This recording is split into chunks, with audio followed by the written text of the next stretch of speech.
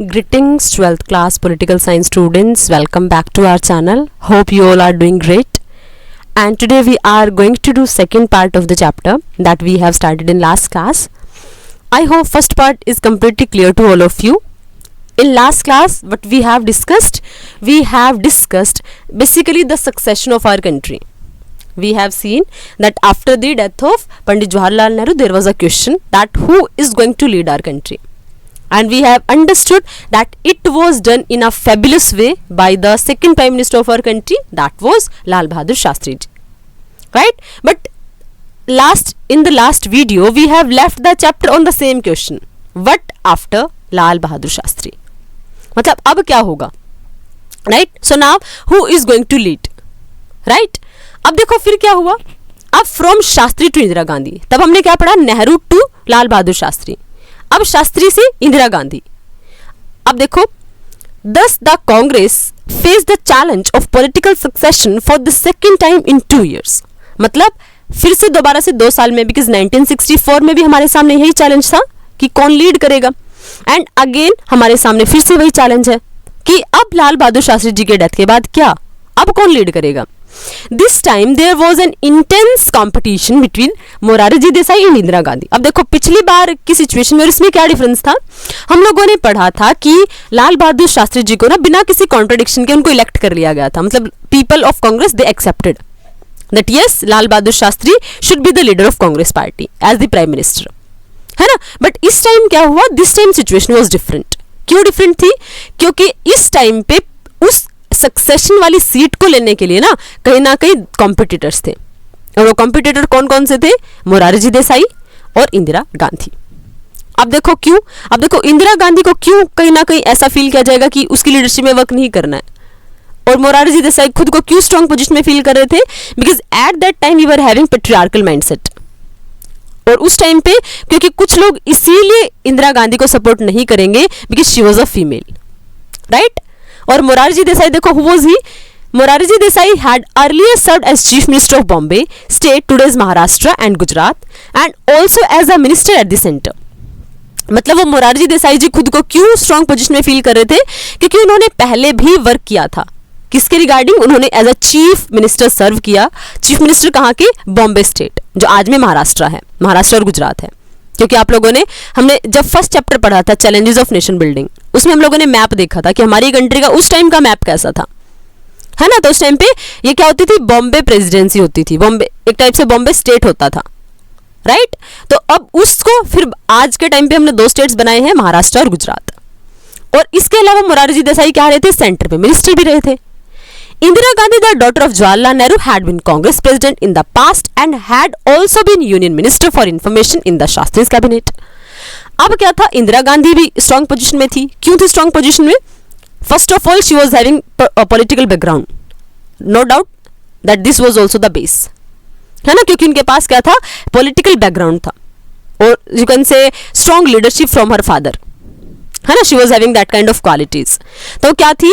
वो कांग्रेस की प्रेसिडेंट रही थी पास्ट टाइम में, और उसके अलावा वो यूनियन मिनिस्टर भी रही. किसकी? इंफॉर्मेशन की. किसके टाइम पीरियड में? जब शास्त्री हमारी कंट्री के, शास्त्री की कैबिनेट में, मतलब जब शास्त्री जी क्या थे? प्राइम मिनिस्टर थे. अब उसके बाद this time the senior leaders in the party decided to back Indira Gandhi, but the decision was not अनएनिमस.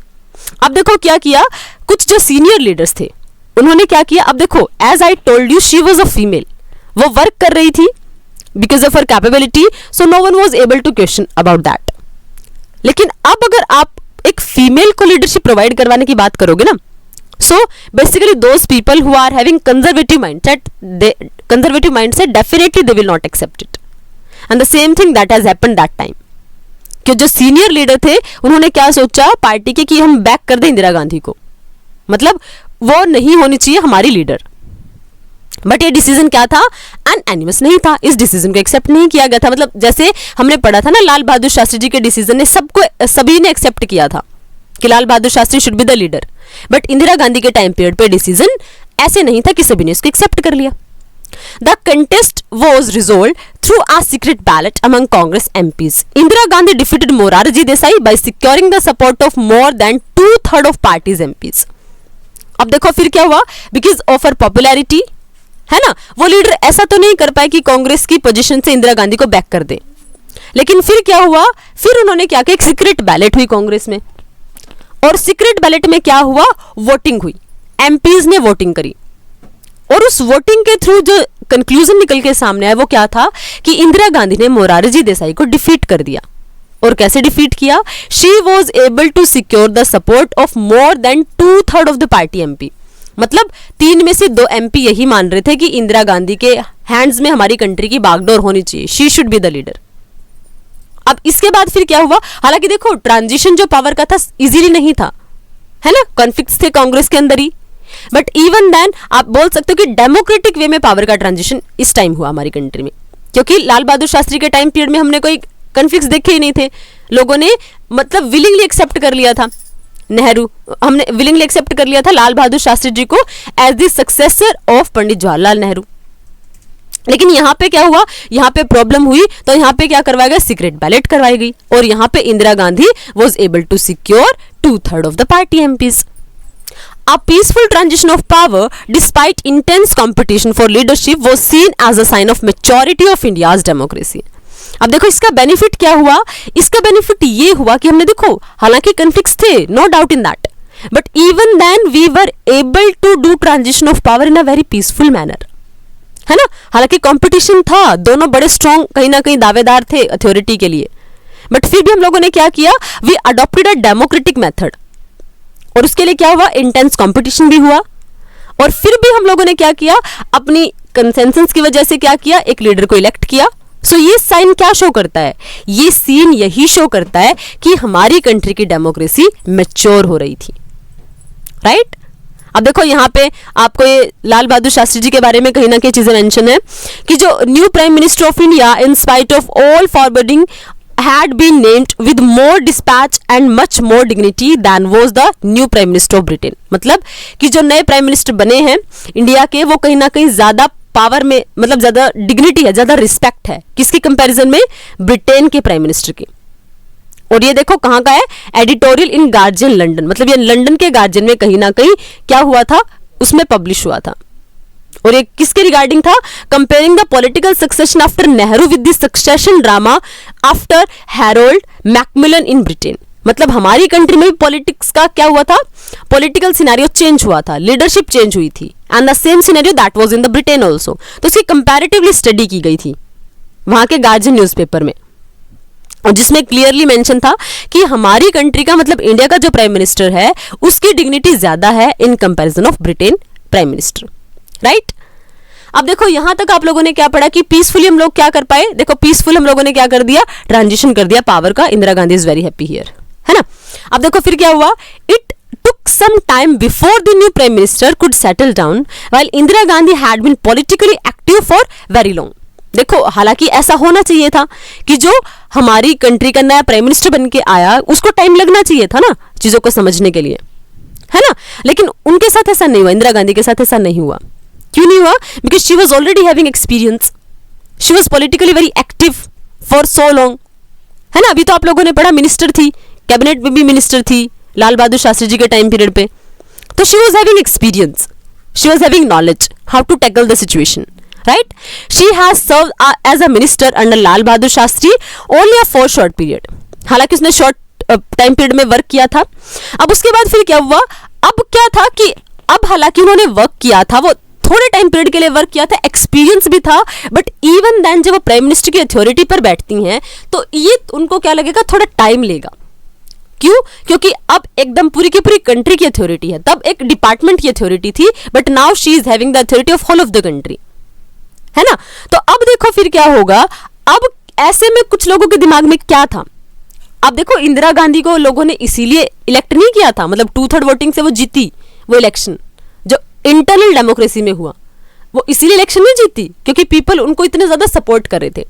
But लोगों के माइंड में क्या था, जो सीनियर लीडर्स थे उनके माइंड में ये था कि अगर इंदिरा गांधी कंट्री की लीडर बनती है, फिर कांग्रेस की लीडर बनती है, तो बिकॉज शी इज इनएक्सपीरियंस्ड, उसके पास ज्यादा एक्सपीरियंस नहीं है, तो इसीलिए वो क्या करेंगी, she will be working under the leadership of senior leader. मतलब होने को तो क्या होगा, होने को तो प्राइम मिनिस्टर होंगे हमारी कंट्री की Indira Gandhi ji, but even then actual leadership किनके पास होगी, जो सीनियर लीडर्स हैं उनके दिमाग में यही चला हुआ था. That's why they supported Indira Gandhi and she won the election by 2/3 majority, right? So अब देखो, the senior Congress leaders may have supported Indira Gandhi in the belief that her administrative and political inexperience would compel her to dependent on them for support and guidance. अब उनके दिमाग में यही चला हुआ था क्योंकि Indira Gandhi she was new, right? तो और जो एक्सपीरियंस की लायक है कहीं ना कहीं, वो क्या करेगी, वो एक्सपीरियंस की लायक इंदिरा गांधी को डिपेंडेंट बनाएगी उन पॉलिटिकल लीडर्स के रिगार्डिंग जो कहीं ना कहीं ज्यादा सीनियर है, राइट? मतलब इंदिरा गांधी हर टाइम, हर डिसीजन के लिए, हर डिस्कशन के लिए उनकी एडवाइस लेगी, उनकी एडवाइस को मानेगी. ऐसा लोगों के माइंड में था और ऐसा उन लोगों का मानना था, उन्होंने ऐसा सपोज किया था. So within a year of becoming prime minister, Indira Gandhi had to lead the party in the Lok Sabha election. लेकिन फिर क्या हुआ, जैसे ही वो क्या बनी, लीडर बनी, प्राइम मिनिस्टर बनी, तो उन्हें क्या करना था, लीड भी करना था पार्टी को लोकसभा में. Of course if she was the prime minister she will have to lead the Lok Sabha also, है ना? और उसको लीड करना था पार्टी को लोकसभा के इलेक्शंस में, राइट? अब क्या हुआ, around this time the economic situation in the country had further deteriorated adding to her problems. अब देखो क्या हुआ, अब जो कंट्री की इकोनॉमिक प्रॉब्लम थी उसने कांग्रेस की हालत को और ज्यादा खराब कर दिया. क्योंकि हम लोगों ने पढ़ा कि लाल बहादुर शास्त्री जी का टाइम पीरियड में क्या हुआ था, ड्रॉट्स थे, मॉनसून फेलियर था, तो इस वजह से हमारी क्रॉप्स कहीं ना कहीं डिस्ट्रॉय हुई. तो इसीलिए कहीं ना कहीं जो कंट्री थी वो इकोनॉमिक अप एंड डाउन से क्रॉस हो रही थी उस टाइम पे. इसीलिए क्या हुआ, इसीलिए जो इकोनॉमिक सिचुएशन थी उन्होंने इंदिरा गांधी जी के टाइम पीरियड में, इंदिरा गांधी के पाथ में यू कैन से कहीं ना कहीं और ज्यादा प्रॉब्लम्स क्रिएट कर दी. अब फिर क्या हुआ, faced with this difficulty she set out to gain control over the party and to demonstrate her leadership skill. लेकिन फिर क्या हुआ, इन सारी प्रॉब्लम्स को टैकल करने के बाद she became bold you can say, और उन्होंने क्या किया, उसने कंट्रोल किया पूरी की पूरी पार्टी को और डेमोन्स्ट्रेट कर ली अपने लीडिंग स्किल्स को कि कैसे लीड करना पूरी की पूरी पार्टी को. मतलब अब देखो क्या होगा, इसका इंपैक्ट क्या होगा कि जिन लीडर्स के माइंड में ये चल रहा था ना, because she is new, she is female, है ना, and that's why she will be taking advice from all of the senior candidates of the members. तो उन लोगों के इंटेंशन कहीं ना कहीं अभी कम होते चले गए, खत्म होते चले गए, क्योंकि Indira Gandhi now she will be taking all of the leadership of Congress in her hands only, right? अब देखो इसका मतलब क्या हुआ, अब इंदिरा गांधी का आपको डिस्क्रिप्शन गिवन है, prime minister of India from 1966 to 1977. देखो इनका भी टाइम पीरियड अच्छा खासा रहा है. उसके बाद 1980 to 1984 who was she, daughter of Pandit Jawaharlal Nehru, participated in the freedom struggle as a young Congress worker. Freedom struggle में भी पार्टिसिपेट किया, राइट? उसके बाद फिर क्या कि कांग्रेस प्रेसिडेंट 1958 में कांग्रेस की प्रेसिडेंट भी बनी, शास्त्री की कैबिनेट में मिनिस्टर भी बनी 1964 टू 1966. और फिर क्या किया, लेड द कांग्रेस. अब जैसे ही 1966 में शास्त्री जी की डेथ हुई तो लीडरशिप आ गई किसके हैंड्स में, इंदिरा गांधी के हैंड्स में. अब फिर क्या होगा, अब 1967 में जब इलेक्शंस होंगे तो वहां पे लीड करना था इंदिरा गांधी को, और उन्होंने क्या किया, led the Congress party to victory. मतलब 1967 में इलेक्शंस हुए, 1971 में हुए और 1980 में जनरल इलेक्शन हुए. तो क्या हुआ, कांग्रेस की कहीं ना कहीं विक्ट्री को लीड किया उन्होंने. क्रेडिटेड विद द स्लोगन गरीबी हटाओ, स्लोगन दिया गरीबी हटाओ.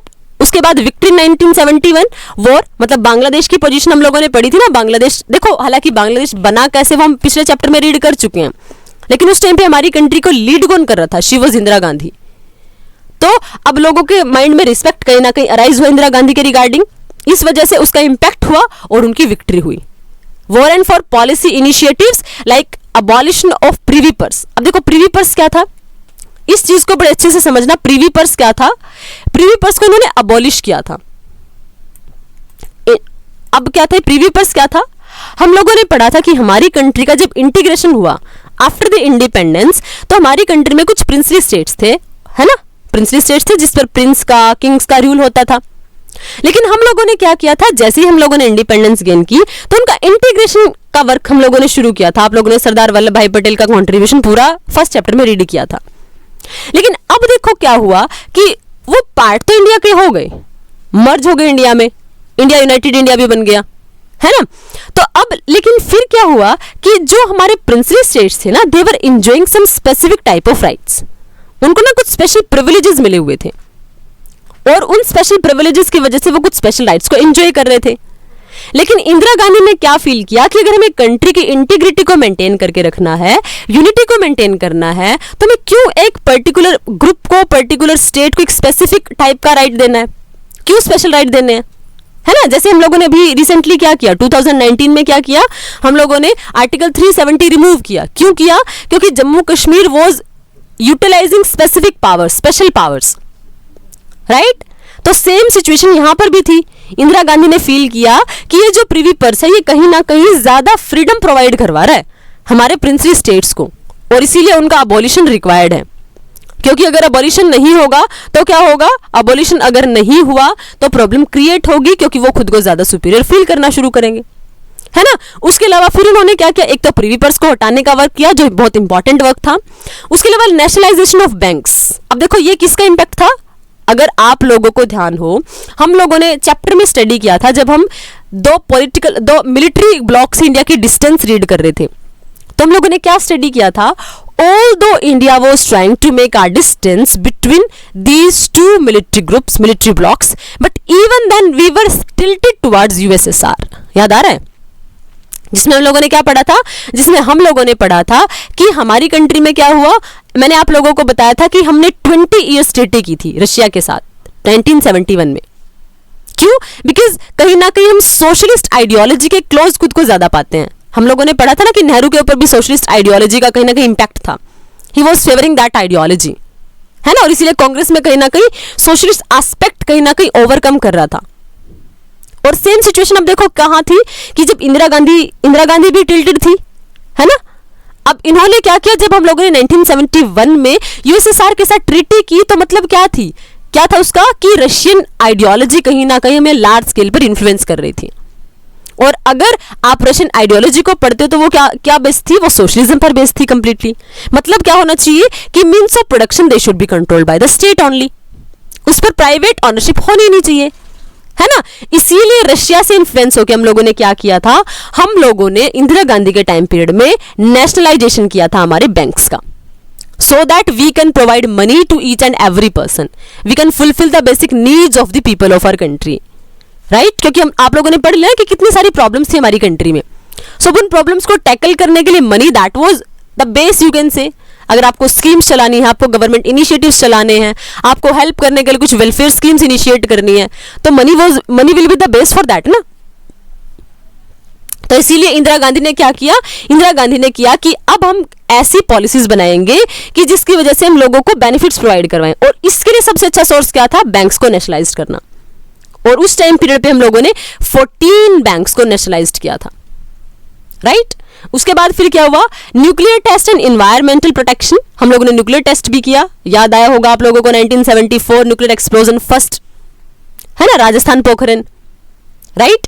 तो उस टाइम पे उन्हीं की लीडरशिप में देखो कितने इंपॉर्टेंट और स्ट्रॉन्ग डिसीजन हम लोग ले रहे हैं। एनवायरमेंट को प्रोटेक्ट करने के लिए हम लोगों ने क्या किया, कुछ ट्रीटीज वगैरह साइन की, है ना।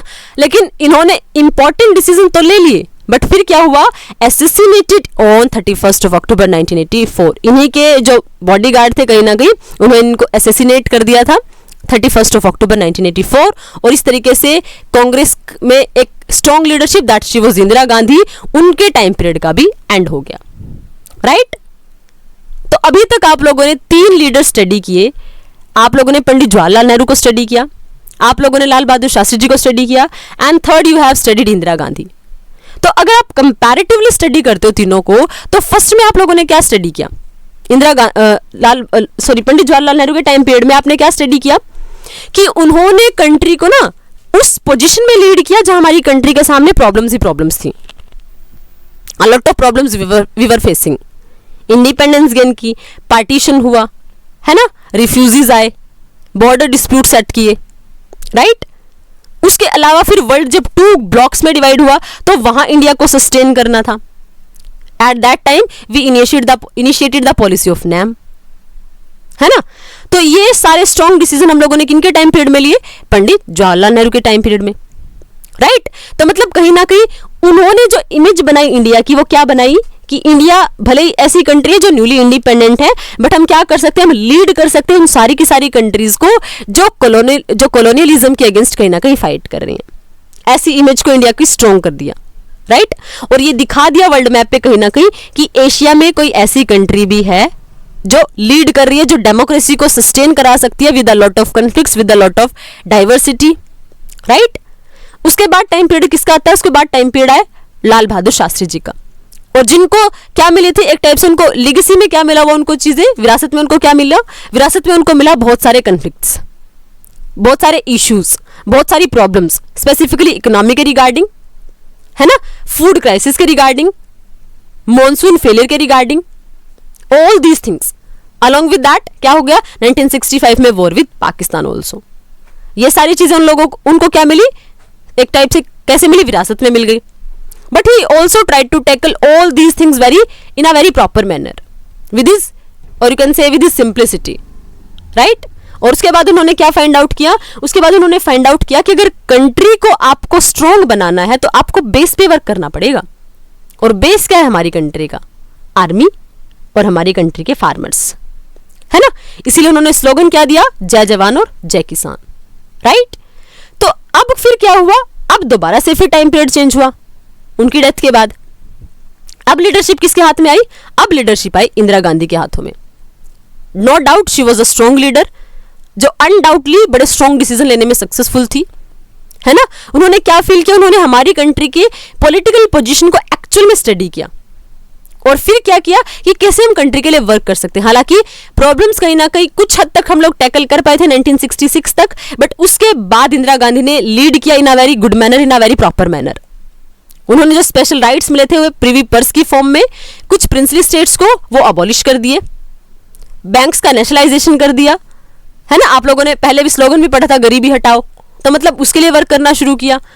और सबसे इंपॉर्टेंट, हम लोग क्या बन गए, न्यूक्लियर एक टाइप से न्यूक्लियर प्रॉस्पेरस कंट्री बन गई जिसके पास न्यूक्लियर है ना। न्यूक्लियर टेस्ट भी कर दिया उन्हीं के टाइम पीरियड में, राइट। और फाइनली वो असैसिनेट होगी 31 अक्टूबर 1984। सो अगर आप डिफरेंसेस देखते हो, you are able to understand कि इंदिरा गांधी के टाइम पीरियड में जो डिसीजंस हुए, definitely they were having a very strong base, कि अगर एक स्ट्रॉन्ग लीडर होगा तो ही ऐसे डिसीजंस हो पाएंगे, right. So this was the comparative study between 3 prime minister of our country. I hope till here everything is completely clear to all of you. अब जो नेक्स्ट वीडियो में हम स्टडी करेंगे, अब देखो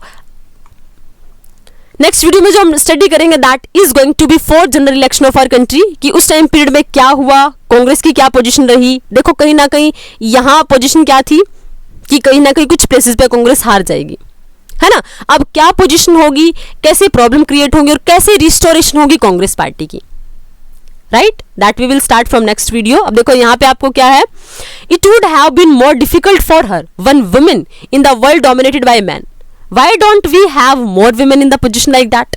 ये बिल्कुल सही बात यहाँ पे शो हुई है, एक सिंगल वुमेन कहीं ना कहीं इतनी स्ट्रॉन्ग पोजीशन पे अगर लीड कर रही है, so it was very difficult task ना। हालांकि नो डाउट कि हमारी कॉन्स्टिट्यूएंट असेंबली में भी फीमेल्स थी, कैबिनेट में भी फीमेल्स थी, लेकिन इतनी बड़ी स्ट्रॉन्ग पोजीशन पे फर्स्ट टाइम कोई फीमेल आई थी, तो of course this decision was very tough and difficult, right. तो हम क्यों नहीं कर पाते हैं कि हमारी कंट्री में ज्यादा फीमेल उस पोजीशन पे आए?